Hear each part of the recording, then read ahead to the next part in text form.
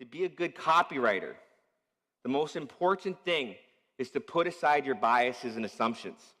So it's very, very easy as a copywriter to project our own ideas and assumptions when entering into a new market. You need to train yourself to become a blank slate when you enter in a new market, free of assumptions and free of projections, right? So projecting, see, this person must be like me because I like this. I'll give you an example. A couple years ago, I was developing a product for derby niche. So I don't know if you guys know about roller derby. Roller derby is where these badass women go around in a circle and beat the shit out of each other. And there's some goal to it, but I still haven't figured out the goal to the game. But it's a quite interesting sport. And I decided that I was going to create a product for that niche.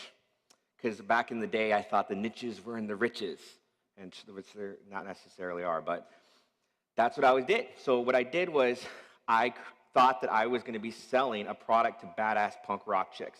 Because if you look at the type of person that does roller derby, it's like punk rock, badass, like femme, empowerment chicks.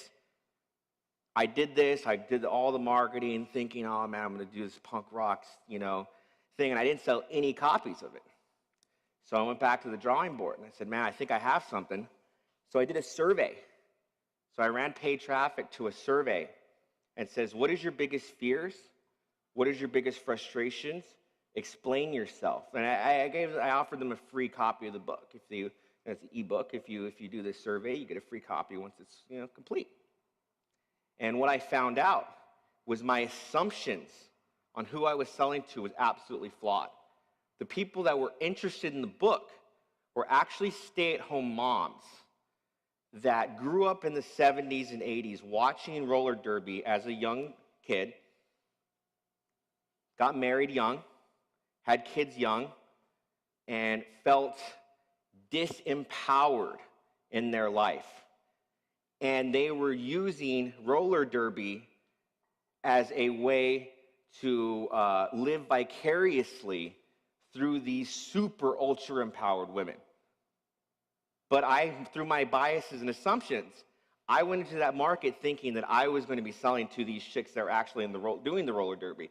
What I didn't realize was I was selling the emotions of freedom, of empowerment, and of the ability to do something they did not think was possible to these women. Because I don't think most of the women that bought this product probably did not pick up any skates and go on around. I just have a feeling that almost 99% of them did not do any roller derby.